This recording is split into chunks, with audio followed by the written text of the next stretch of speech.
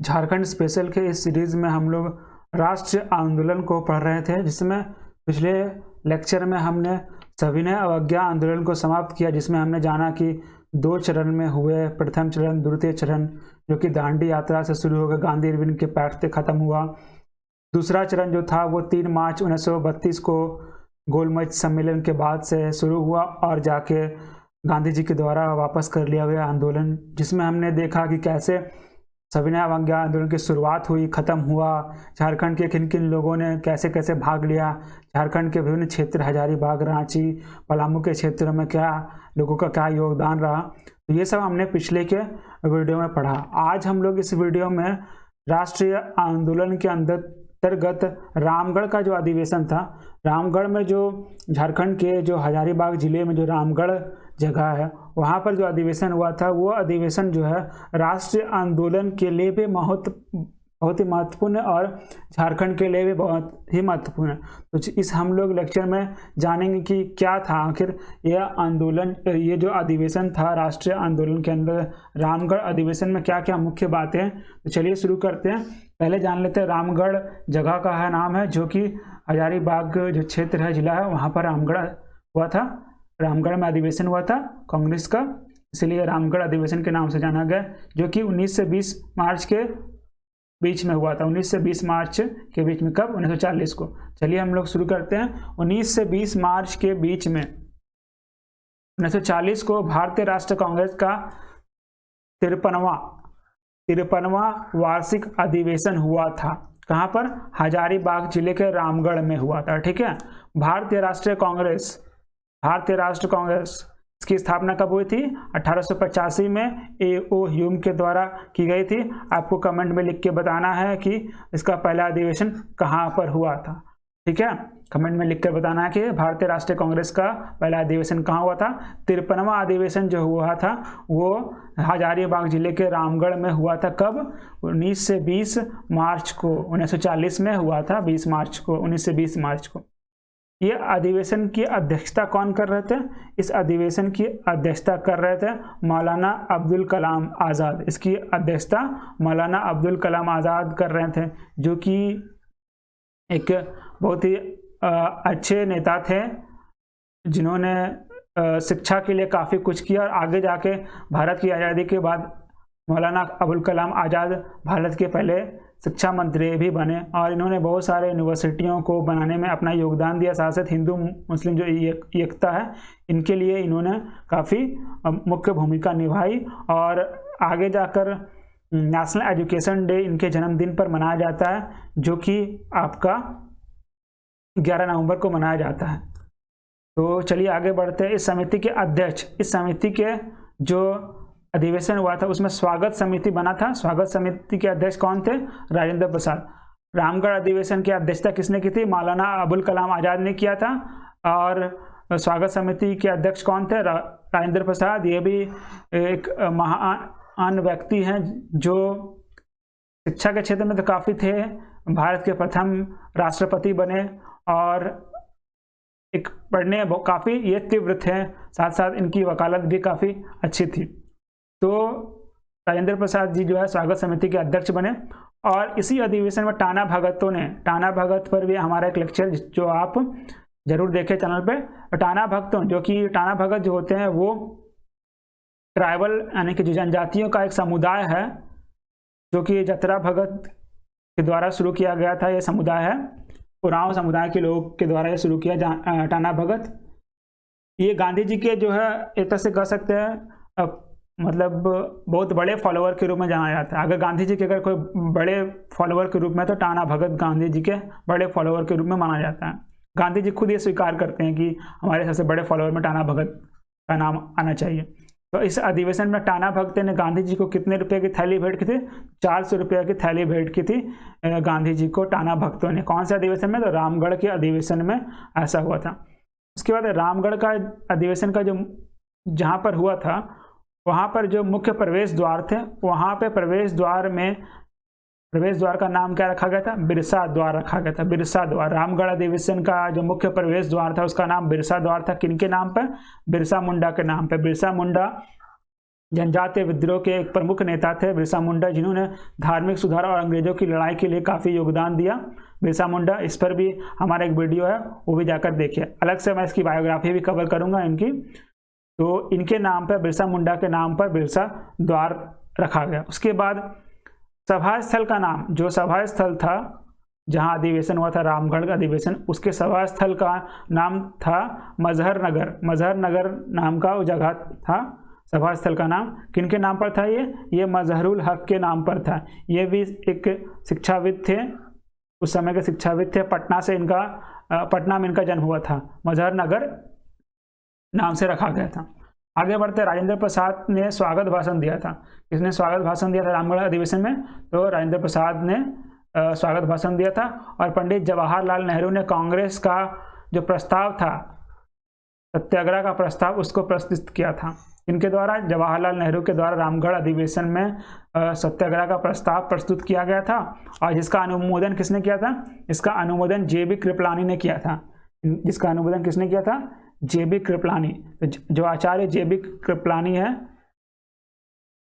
इन्होंने किया था। और ये जो थे जे.बी. कृपलानी, जो है बाद में जाकर जब संविधान के निर्माण हो रहा था, संविधान निर्माण के दौरान जो मौलिक अधिकार के लिए जो कमेटी बनाए गए थे, उनके ये अध्यक्ष भी रहे। इनका अगर पूरा नाम की बात करें तो इनका पूरा नाम जीवात्मा भगवान दास कृपलानी था। और ये जो इंटरनेशनल कांग्रेस के थे, उनके अध्यक्ष भी रहे। जब भारत को आज़ादी मिल रही थी 1947 के दौरान, जे.बी. कृपलानी भारतीय राष्ट्रीय कांग्रेस के अध्यक्ष थे। तो ये प्रश्न बनता है, काफ़ी पूछा जाता है कि भारत की आज़ादी के दौरान राष्ट्रीय कांग्रेस का अध्यक्ष कौन था? तो जे.बी. कृपलानी थे। जीवात्माराम भगवान दास कृपलानी थे। उसके बाद जे.बी. कृपलानी का एक और मुख्य बात है, आपको ध्यान में रखना है कि जे.बी. कृपलानी का जो जन्मदिन हुआ था, वो मौलाना जो अबुल कलाम आज़ाद थे, उन्हीं के साथ हुआ था, उन्हीं के वर्ष में हुआ था। तो आपको बताना है कि जो मौलाना अबुल कलाम आज़ाद है, उनका जन्म कब हुआ था, आपको कमेंट सेक्शन में लिख के बताना है। आगे आते हैं, तो जो इनके जो अध्यक्ष थे, जो रामगढ़ अधिवेशन के जो अध्यक्ष थे मौलाना अबुल कलाम आज़ाद, उन्होंने कहा था भाषण में, अपने अध्यक्षीय भाषण में कहा था कि भारत को बिना उसकी इच्छा के ही लड़ाई में धकेल दिया गया है।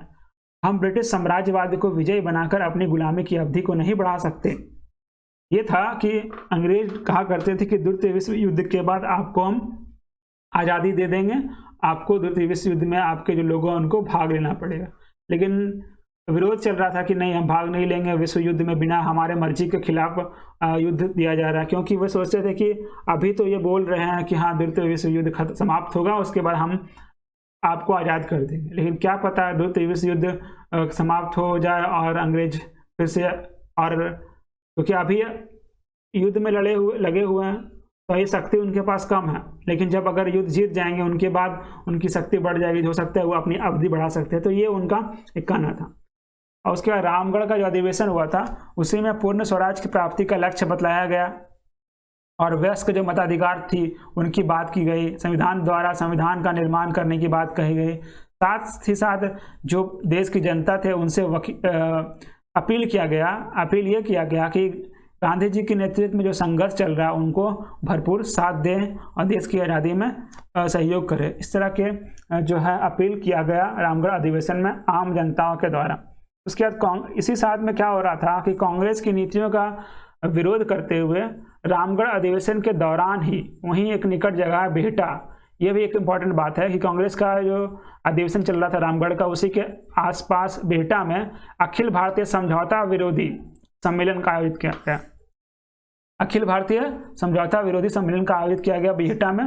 और इस सम्मेलन का सभापति कौन थे? सुभाष चंद्र बोस।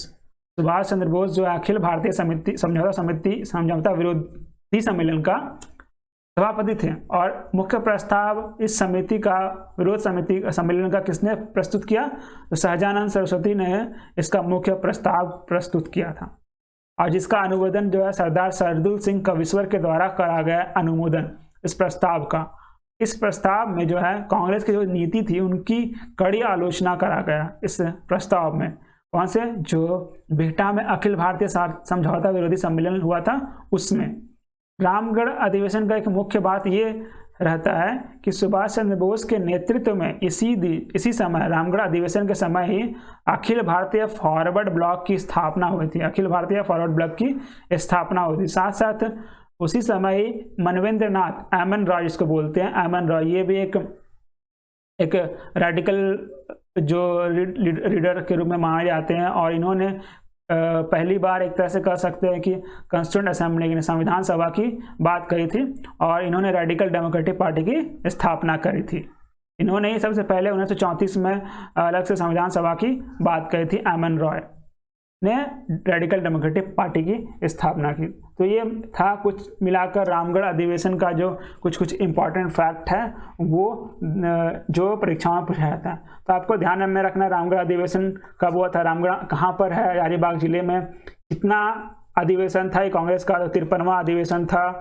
उसके बाद आपको दिमाग में रखना है कि इसके अध्यक्ष कौन थे। इसके अध्यक्ष प्रेसिडेंट थे मौलाना अबुल कलाम आज़ाद थे। फिर स्वागत समिति के अध्यक्ष कौन थे, तो राजेंद्र प्रसाद थे। उसके बाद इस अधिवेशन में किसने गांधी जी को 400 रुपये की थैली भेंट की थी, तो टाना भगतों ने की थी। उसका प्रवेश द्वार का नाम क्या था, बिरसा द्वार था, बिरसा मुंडा के नाम पे। मजहर नगर सभा स्थल का नाम था मजहर हक के नाम पे। उसका स्वागत भाषण राजेंद्र प्रसाद ने दिए हैं।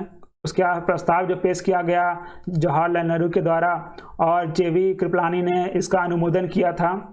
उसके बाद फिर अबुल कलाम अपने भाषण में कहते हैं कि जो अंग्रेज जो है हमें बिना हमारी मर्जी के इच्छा के भारत को जो युद्ध है उसमें धकेल दिया, और ब्रिटिश साम्राज्यवाद की नीति को बढ़ाते हुए हमारी जो गुलामी की अवधि उसको बढ़ा रहे हैं। उसके बाद रामगढ़ अधिवेशन में पूर्ण स्वराज की मांग किया गया, संविधान सभा की बात कही गई और अपील की गई देश से। तो ये सब मुख्य बातें थी। साथ साथ इंपॉर्टेंट बात ये थी कि इसका विरोध में जो कांग्रेस की नीतियों हैं उनका विरोध में एक अखिल भारतीय समझौता विरोधी सम्मेलन का भी आयोजित किया गया, जिसके सभापति थे सुभाष चंद्र बोस थे। उसके बाद आगे जाकर सुभाष चंद्र बोस ने अखिल भारतीय फॉरवर्ड ब्लॉक की स्थापना की, और एमएन रॉय के द्वारा रेडिकल डेमोक्रेटिक पार्टी की स्थापना की गई। तो आज हमने रामगढ़ अधिवेशन को समाप्त किया। अगले वीडियो में हम लोग जो है भारत छोड़ो आंदोलन को पढ़ेंगे, और उसके बाद फिर झारखंड से जुड़ा जो झारखंड निर्माण का आंदोलन उसको जानेंगे। इसके अलावा भी अगर आपको कोई डाउट होता है या फिर कोई सजेशन या फिर कोई टॉपिक जिस पे आप वीडियो चाहते हो तो आप कमेंट सेक्शन पे लिखकर मुझे बताएं। मुझसे जुड़ने के लिए आप इंस्टाग्राम की इस आईडी को फॉलो करें, ट्विटर पे जुड़ने के लिए ट्विटर की इस आईडी को फॉलो करें, और टेलीग्राम का इस लिंक को जरूर से जरूर ज्वाइन करें, क्योंकि इस टेलीग्राम लिंक में मैं कंटिन्यू जो है वीडियो के लिंक्स, पीडीएफ और जो इंपॉर्टेंट चीज़ें होती है जो एग्ज़ाम पॉइंट ऑफ व्यू से, उसको मैं यहाँ पर डाला करता हूँ, जिससे आपकी जो परीक्षा की तैयारी है वो बेहतर हो सकेगी। तो थैंक यू दोस्तों, हैव अ नाइस डे, जय हिंद।